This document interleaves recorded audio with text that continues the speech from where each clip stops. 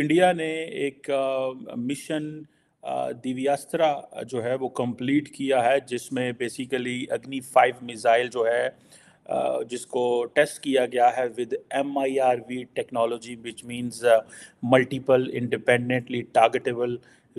वज़ीर-ए-आज़म शहबाज शरीफ से पाकिस्तान में सऊदी अरब के सफ़ीर नवाफ बिन सईद अहमद अल मालिकी ने मुलाकात की।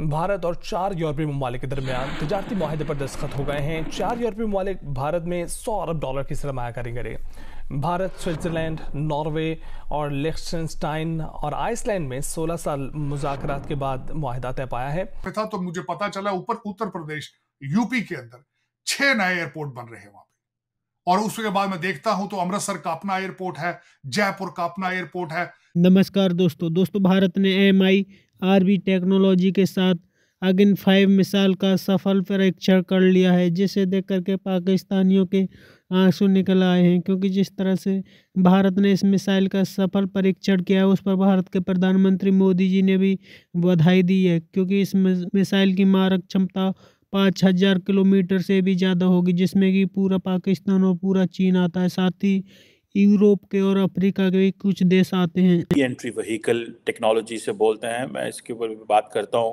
और ये अब इंडिया जो है joins the club of the nations which have this MIRV capability.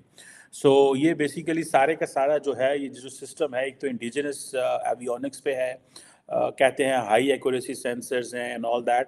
और मज़े की बात है, ये जो प्रोजेक्ट डायरेक्टर हैं फॉर मिशन दिव्यास्त्रा वो एक खातून है। So that is something very important. It means that Indian women are at par when it comes to men in the Indian इस इंडस्ट्री के अंदर। अब मज़े की बात यह है कि ये प्राइम मिनिस्टर मोदी ने एक बड़ी अनाउंसमेंट की है, फर्स्ट टेस्ट करना अग्नि 5 मिसाइल का विद MIRV टेक्नोलॉजी। और जैसे मैंने बताया कि multiple independently targetable re entry vehicle है, और सारी मुल्क जो है वो बड़ा खुश है कि DRDO साइंटिस्ट ने ये मिशन कंप्लीट किया है। और प्राइम मिनिस्टर मोदी ने इसकी ट्वीट भी की है। और ये जो कहा जाता है कि ये जो मिसाइल है ये मल्टीपल वॉर हेड्स लेके जा सकता है डिफरेंट लोकेशंस में। और जैसे मैंने बताया कि इसकी जो प्रोजेक्ट डायरेक्टर थी वो एक खातून थी, और इंडिया अब वो सेलेक्ट ग्रुप्स में चला गया है जिनके पास ये कैपेबिलिटी मौजूद है। और इंडिया ने पिछले कुछ सालों में एक सीरीज़ ऑफ टेस्ट किए थे अग्नि 5 की। अक्टूबर 2021 में जो मिनिस्ट्री ऑफ डिफेंस है उसने अनाउंसमेंट की थी कि उन्होंने surface to surface ballistic missile जो है वो लॉन्च किया था, और जो कि APJ अब्दुल कलाम आइलैंड जो ओडिशा में है वहाँ से उन्होंने किया था। इसी तरह ये जो इंडिया का मिसाइल का प्रोग्राम है ये बड़ा लंबा एक प्रोग्राम है, इसके ऊपर भी बात करते हैं कि ये बेसिकली जो पहले मैं ये बताता चलूँ कि ये जो MIRV कैपेबिलिटी है, जिसे अब multiple independently targetable re entry vehicle कहते हैं, ये पेलोड एनेबल बैलिस्टिक मिसाइल होते हैं जो कि मल्टीपल वॉर हेड लेके जा सकते हैं। और हर जो होता है वो उसकी अंदर कैपेबिलिटी होती है, वो डिफरेंट ऑब्जेक्टिव्स पे जो है वो टारगेट कर सकता है। So it's something very significant for India in my understanding इस हवाले से। लेकिन क्वेश्चन ये है कि ये प्राइम मिनिस्टर मोदी ने क्यों ये टेस्ट किए, ये एक सवाल है कि क्यों उन्होंने ये महसूस किया कि वी शुड टेस्ट दिस। इसकी क्या जो है वो लॉजिक है कि आज क्यों भारत को ये टेस्ट करना पड़ा।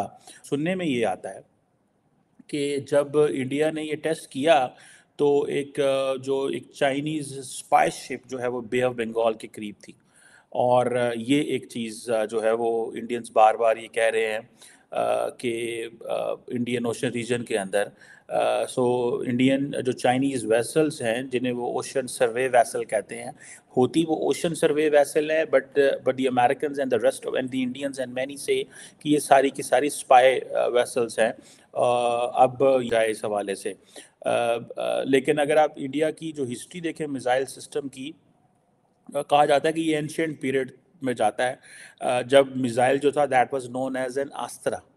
और एक टीपू सुल्तान के दौर में भी जो इंडिया ने, कहा जाता है कि first rocket against the British use किया था 18th सेंचुरी में, जो कि एंग्लो मैसूर वॉर्स हुई थी उस वक़्त, और जो टीपू सुल्तान के जो मिसाइल रॉकेट्स थे वो बैम्बू या स्टील स्पीयर्स के साथ जो उस वक़्त जो है वो बने थे। और इंडिया की जो मिसाइल सिस्टम की जो हिस्ट्री है that goes back to 18th century. This is what the Indian missile program जो है वो कहता है। पाकिस्तान का जो मिसाइल प्रोग्राम है वो ज़ाहिर बात है पाकिस्तान ने भी सारे का सारा जो मिसाइल प्रोग्राम है वो फॉर इंडिया ही बनाया हुआ है। और ये कहा जाता है कि जो मिसाइल सिस्टम है ये इसकी जिसे कहते हैं ना कि ये डिफरेंट सिस्टम्स का बना होता है, डिफरेंट कंपोनेंट्स का बना होता है। नॉर्मली 4 सिस्टम का कंपोनेंट्स का बना होता है, जिसमें एक मिसाइल गाइडेंस होती है, एक फ्लाइट सिस्टम होता है, इंजन होता है, वॉरहेड होता है, और फिर देन मिसाइल्स जो हैं वो उनको क्लासिफाई किया जाता है कि उनका यूज़ किस तरह का होता है। एक स्टेट के अंदर एक एक शहर के 2 एयरपोर्ट हैं। दिल्ली में अब नया एयरपोर्ट बन रहा है वहां पे, बल्कि मैंने इस वक्त जो मैं 3 लेंस के साथ देखने की कोशिश की। भारत को मैंने भारत को कंपेयर मिडिल ईस्ट के साथ किया, भारत को मैंने अमेरिका के साथ कंपेयर करने की कोशिश की, तो उसमें भारत लीडिंग पोजीशन में मुझे नजर आया है। मैं एजाज साहब एज ए पॉलिटिकल साइंटिस्ट, मैं जब एयरपोर्टों पे जाता था तो मैं एयरपोर्टों से अंदाजा लगा लेता था कि लोकल इकॉनमी क्या होगी, लोगों के कपड़ों से, उनके बिजनेस लॉन्जों से, उनकी एयरलाइंस के हालात से।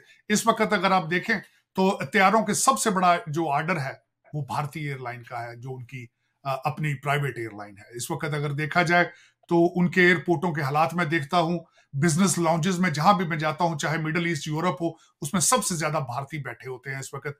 उनके पास पैसा है, उनके पास चीजें हैं, इंफॉर्मेशन टेक्नोलॉजी। मैं उसमें मजीद ये बताना चाहूंगा एजाज साहब आपको कि अभी रिसेंटली माइक्रोसॉफ्ट के और गूगल के सीईओ जो दोनों भारतीय हैं, दोनों जब भारत का उन्होंने दौरा किया, मैं आपके देखने वालों को बताना चाहूंगा इस वक्त भारत में 5 मिलियन कंप्यूटर प्रोग्रामर हैं, और इन दोनों ने सीईओज ने वादा किया है कि इस 1 साल के अंदर अंदर वो 1 लाख आर्टिफिशियल इंटेलिजेंस स्पेशलिस्ट बनाएंगे। तो आप देख लें फिर आप इस वक्त दुनिया किस साइड पे जा रही है, और भारत किस तरीके से they are determined to take the India to the next level.